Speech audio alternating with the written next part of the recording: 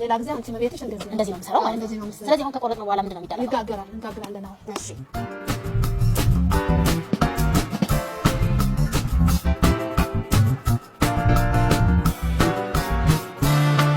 መጀመሪያ ቆጮ 15 ቀን ሲቀረው ወር ሲቀረው እንደዚህ እናቶቻችን ቆርጠው ነው የሚያስቀምጡት።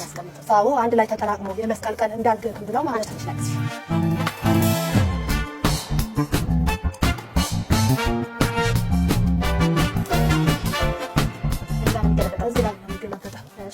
አንቺ ግን እንዴት ለመድሽ ሙያውን?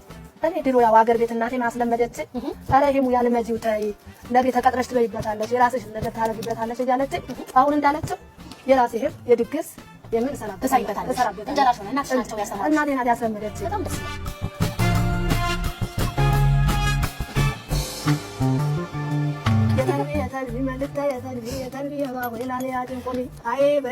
አይ ነው የሚባለው? አይ የሚባለው እሺ የሚባለው እሺ ያው አትይው ማለት የተንቢ ማለት ይምጣብኝ ማለት ነው። እንኳን ወደ እኔ መጣ አንድ ቦታ ትልቅ አንድ ቦታ ትንሽ አታድርግ። አፍታቴን አፍታቴ ትፈራ አቋት እያጸለቅ እየሰርግ ሜና ቾት ሜና ሙያ ለምትይ በጀ በነፃ አፍካሽ። አሁን አንድ ነገር ገባኝ። በነፃ ሙያ የለምደሽ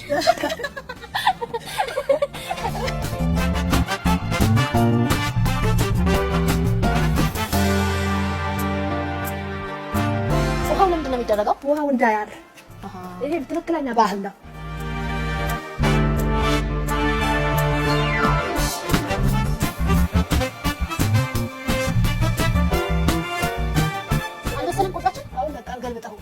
ገልብጠን ወደ ጎመናችን